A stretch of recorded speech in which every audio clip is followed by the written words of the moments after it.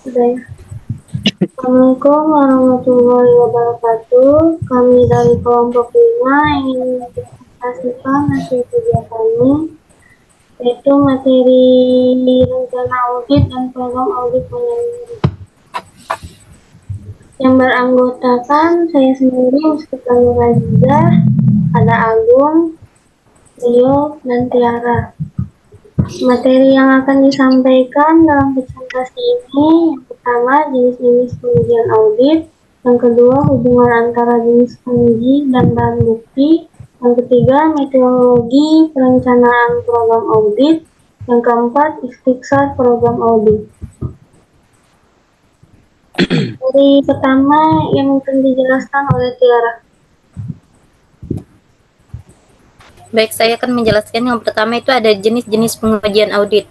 Auditor memiliki 5 jenis pengujian testing yang dapat digunakan untuk menentukan apakah laporan keuangan telah disajikan secara wajar. Auditor menggunakan prosedur pengukuran risiko untuk menilai risiko salah saji material. 4 jenis pengujian audit lainnya menggambarkan prosedur audit lanjutan yang dilakukan untuk menghadapi risiko-risiko yang teridentifikasi. Selanjutnya, prosedur pengukuran risiko. Dalam prosedur pengukuran risiko dilakukan untuk menilai risiko salah saji material dalam laporan keuangan. Auditor melakukan pengujian pengendalian, pengujian substantif transaksi, prosedur analisis, serta pengujian atas perincian saldo dalam melakukan penilaian terhadap salah saji material sebagaimana diharuskan dalam PSA 26 SA 350. Next.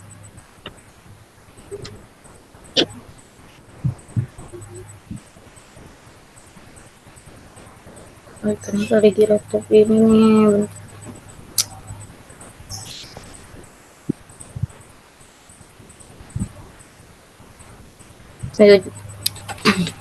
Selanjutnya pengujian pengendalian. Pengujian pengendalian adalah prosedur audit yang digunakan untuk menentukan efektivitas kebijakan dan operasi pengendalian intern atau prosedur pengendalian yang diterapkan untuk menilai kontrol risiko pengendalian. Pengujian tersebut meliputi jenis prosedur audit sebagai berikut. Pertama, meminta keterangan dari personel klien. Kedua, menguji dokumen arsip dan laporan. Ketiga, mengamati aktivitas yang terkait dengan pengendalian. Keempat, melaksanakan kembali prosedur klien. Next.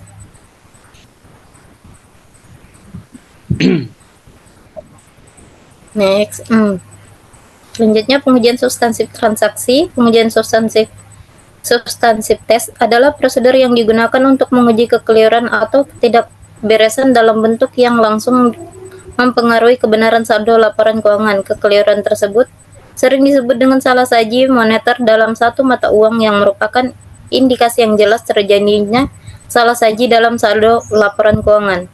Tujuan pengujian substansif atas transaksi adalah untuk menentukan apakah transaksi akuntansi klien telah diotorisasi dengan pantas, dicatat dan diiktisarkan dalam jurnal dengan benar dan diposting ke buku besar dan buku tambahan dengan benar. Next. Selanjutnya, prosedur analitis. Prosedur analitis meliputi perbandingan dari jumlah yang tercatat dengan angka tertentu yang dikembangkan oleh auditor. Prosedur ini biasanya menggunakan kalkulasi rasio yang dibandingkan dengan rasio tahun sebelumnya, atau rasio perusahaan sejenis atau rasio average industry. Tujuan utama dari prosedur analitis dalam tahap perencanaan ini adalah menunjukkan kemungkinan adanya salah saji dalam laporan keuangan, mengurangi pengujian audit yang lebih rinci. Selanjutnya, pengujian terinci atas saldo. Pengujian terinci atas saldo merupakan prosedur yang digunakan untuk pengujian salah saji monetary misstatement untuk menentukan apakah 9 balance relate audit objektif tujuan audit terkait dengan saldo telah terpenuhi. DTOB berfokus pada saldo akhir buku besar baik untuk neraca maupun laba rugi dengan penekanan utama pada angka-angka di neraca saldo.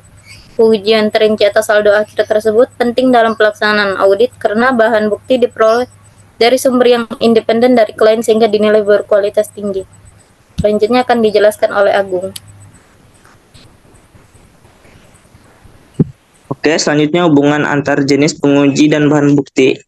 Memilih jenis penguji yang tepat untuk dilakukan, biasanya auditor menggunakan kelima jenis penguji ketika melakukan audit atas laporan keuangan. Namun beberapa jenis penguji mendapatkan penekanan yang lebih dibandingkan dengan yang lain.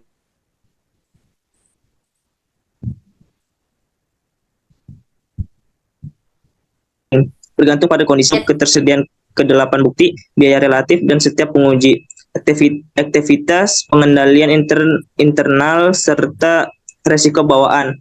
Hanya dua faktor pertama yang akan dibahas lebih lanjut, karena dua sisanya telah dibahas pada bab sebelumnya. Masing-masing dari 4 jenis produser audit lanjutan yang hanya melibatkan jenis bukti audit, konfirmasi, dokumentasi, dan seterusnya. 1. Makin banyak jenis bukti yang jumlah totalnya adalah 6. Hanya penguji terperinci saldo yang melibatkan pemeriksaan fisik dan konfirmasi. Tanya jawab dengan klien dilakukan untuk setiap jenis penguji. Dokumentasi digunakan di setiap jenis penguji kecuali produser analisis. Pengerjaan ulang digunakan di setiap jenis penguji kecuali produser analitis dengan satu pengecualian. Yang terakhir, penghitungan ulang digunakan untuk memverifikasi akurasi matematis atas transaksi ketika melakukan pengujian substantif, transaksi dan saldo akun ketika melakukan pengujian atas perincian saldo. Biaya relatif. Jenis penguji yang disusun dalam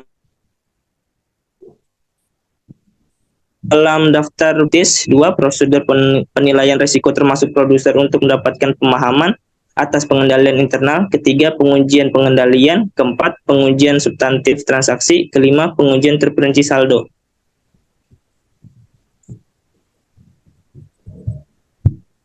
Hubungan penguji pengendalian dengan penguji substantif.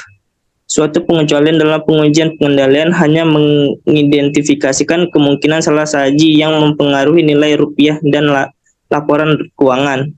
Sedangkan suatu pengecualian dalam pengujian substantif transaksi atau pengujian terperinci saldo merupakan suatu salah saji dalam laporan keuangan.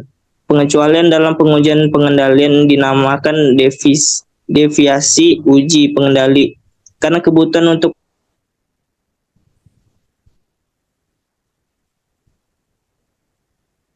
menyelesaikan beberapa sebagaimana penguji atas pengendalian awal. Auditor lainnya akan menunggu sehingga mereka mengetahui hasil dari pengujian pengendalian dan kemudian menentukan ukuran sampel total yang diperlukan.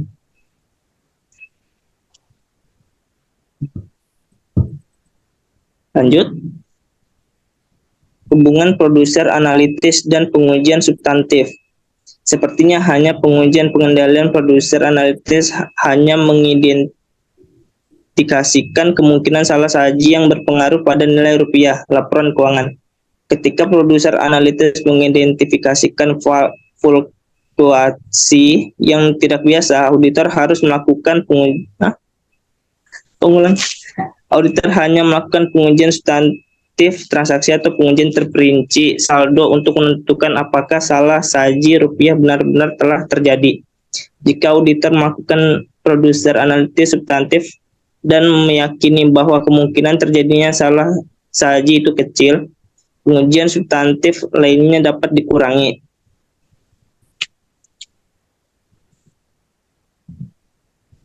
Dilema antara penguji pengendalian dan pengujian substantif. Auditor membuat keputusan selama perencanaan apakah akan menetapkan risiko pengendalian di bawah maksimum. Pengujian atas pengendalian harus dilakukan untuk menentukan apakah risiko pengendalian yang ditetapkan akan dibenarkan. Jika risiko pengendalian yang ditetapkan di bawah maksimal, risiko penemuan yang direncanakan dalam model risiko audit ditingkatkan sehingga pengujian substantif yang direncanakan dapat dikurangi. Oke, selanjutnya akan dibacakan oleh Rio. Selanjutnya, teknologi informasi terhadap pengujian auditing. Dalam audit dengan bukti dalam bentuk elektronik, pengujian substantif saja tidak praktis untuk mengurangi risiko deteksi, misalnya ketidaktepatan dalam perubahan informasi elektronik dapat meningkatkan. Auditor perlu melakukan pengujian untuk asersi dalam laporan keuangan yang terpengaruh. Meskipun masih diperlukan beberapa pengujian substantif, auditor dapat menguranginya secara signifikan jika pengujian pengendalian menunjukkan efektivitas.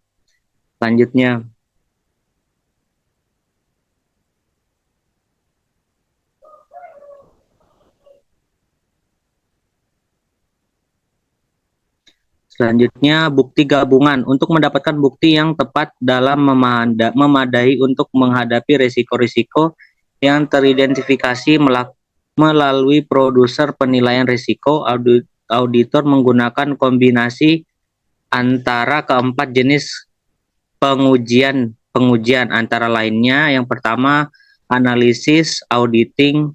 Yang pertama, klien merupakan sebuah perusahaan besar dengan pengendalian internal yang rumit dan risiko bawahan rendah, sehingga auditor melakukan pengendalian yang luas dan sangat mengandalkan pada pengendalian internal klien untuk mengurangi pengujian substantif lainnya. Selanjutnya,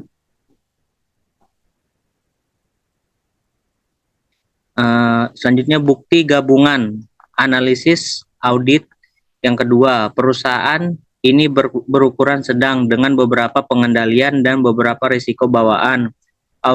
Auditor telah memutuskan untuk melakukan pengujian atas semua jenis pengujian sedang, kecuali untuk prosedur analisis substantif yang kemungkinan akan dilakukan secara meluas.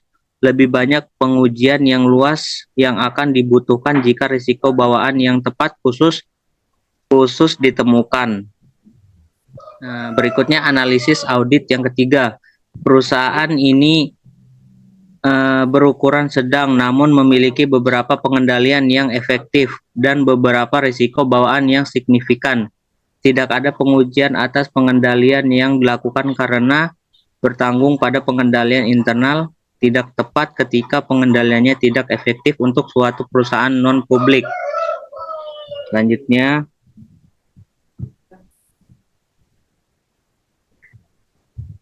bukti gabungan analisis audit. Yang keempat, rencana awal untuk audit. Ini adalah mengikuti pendekatan yang digunakan dalam audit yang kedua tadi. Namun, audit kemungkinan menemukan defisi uji pengendalian yang luas dan salah saji yang signifikan ketika melakukan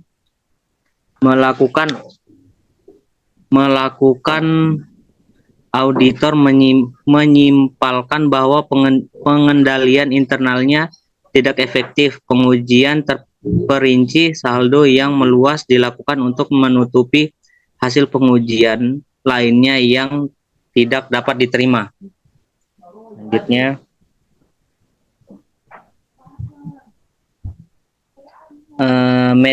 metodologi perencanaan program audit. Setelah auditor menggunakan prosedur penilaian risiko untuk menentukan penekanan yang tepat pada masing-masing daerah, masing-masing 4 jenis pengujian lainnya. Program audit khusus bagi setiap jenis harus dirancang. Pada bagian besar auditor yang bertanggung jawab atas penguasaan itu merekomendasikan bauran bukti kepada manajer penugasan. Auditor yang bertanggung jawab juga cenderung mendapatkan persetujuan dari manajer sebelum melaksanakan prosedur audit atau mendelegasikan tugasnya kepada asisten. Fokus dari perencanaan program audit yaitu untuk memenuhi tujuan audit yang berkaitan dengan saldo dan transaksi. Selanjutnya, metodologi perencanaan program audit.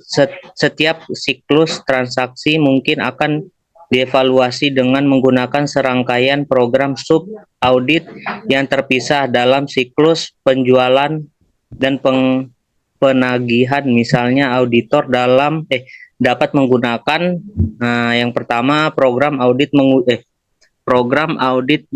pengujian pengendalian dan pengujian substantif atas transaksi untuk penjualan dan penerimaan kas. Yang kedua, program audit prosedur analisis substantif untuk keseluruhan siklus. Yang ketiga, program audit pengujin rincian saldo untuk KA, piutang usaha, beban piutang tak tertagih, penyisihan untuk piutang tak tertagih dan piutang usaha rupa-rupa. Selanjutnya, program audit pengujian pengendalian dan pengujian substantif atas transaksi biasanya meliputi bagian deskripsi yang mendokumentasikan pemahaman atas pengendalian internal yang diperoleh selama pelaksanaan prosedur penilaian risiko. Apabila pengendalian suatu sudah efektif dan risiko pengendalian dinilai rendah, auditor akan sangat menekankan pada pengujian pengendalian. Beberapa pengujian substantif atas transaksi juga akan disertakan jika risiko pengendalian dinilai maksimum. Hanya pengujian substantif atas transaksi yang akan digunakan dengan asumsi audit itu dilakukan atas perusahaan non-publik. Selanjutnya akan dijelaskan oleh Tiara.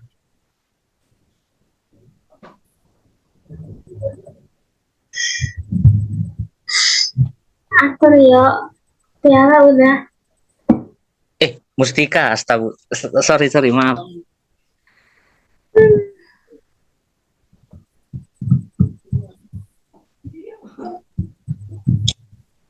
Faktor durian. Tiksa program audit. Istilah-istilah penting terkait bukti.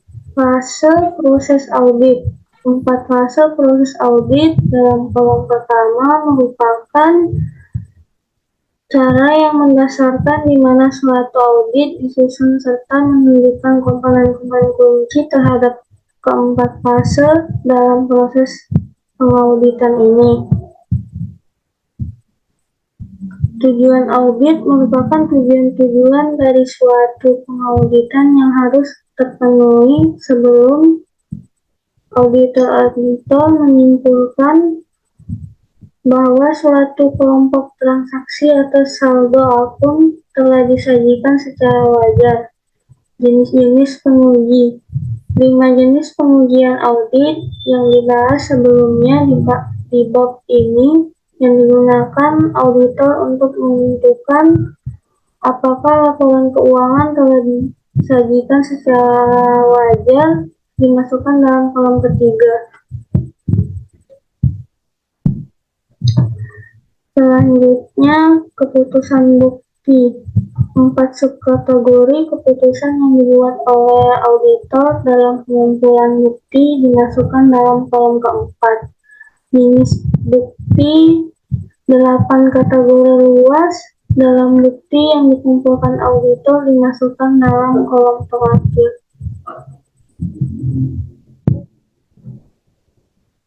Ikhtisar proses audit. Fase pertama merencanakan dan merancang sebuah pendekatan audit. Auditor menggunakan informasi didapat dari produser penilaian risiko terkait penerimaan klien dari perencanaan awal, memahami industri dan bisnis klien, minimal risiko bisnis klien, dan melakukan prosedur analitis pendahuluan yang bertujuan untuk menilai risiko bawaan dan risiko audit yang dapat diterima. Di fase pertama ini, auditor harus memiliki suatu rencana audit yang program audit yang sangat jelas untuk audit secara seluruh. Yang kedua, fase kedua melakukan pengujian pengendalian dan pengujian sensitif transaksi. Auditor melakukan pengujian pengendalian dan menguji sensitif transaksi selama fase ini. Tujuan dari fase kedua adalah untuk mendapatkan bukti yang mendukung pengendalian tertentu yang berkontribusi terhadap penilaian risiko pengendalian yang dilakukan oleh auditor. Yang kedua, mendapatkan bukti yang mendukung ketepatan monitor dalam transaksi. Fase yang ketiga, melakukan prosedur analitis dan pengujian terperinci saldo. Tujuan dari fase ketiga adalah untuk mendapatkan bukti tambahan yang memahami untuk menentukan apakah saldo akhir dan catatan-catatan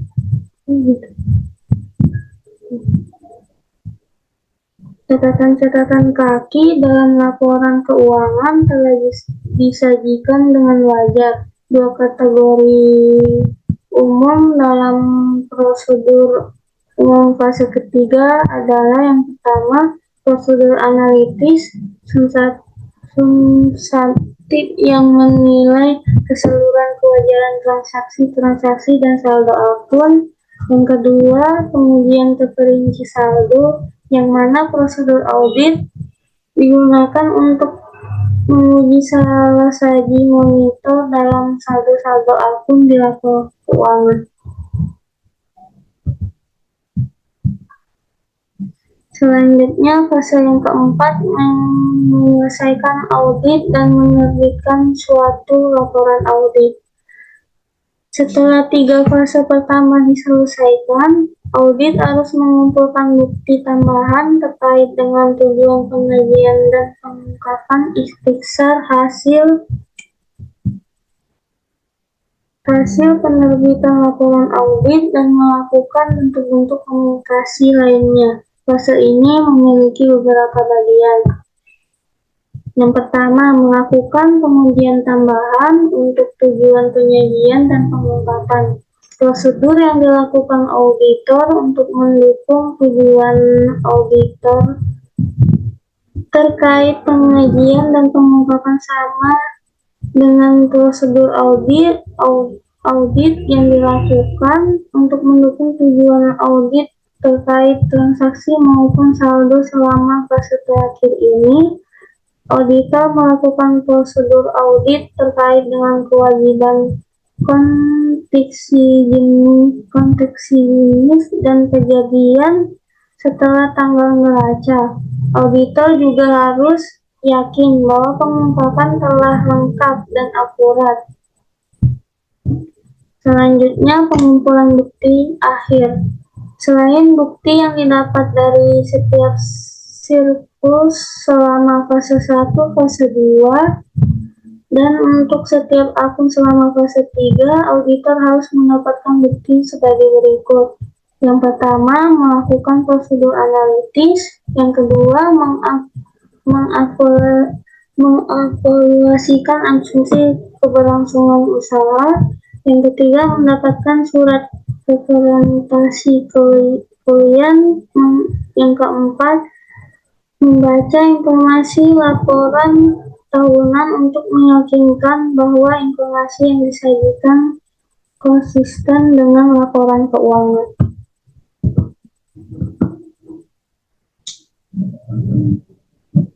Dah selesai. Siapa yang menutup?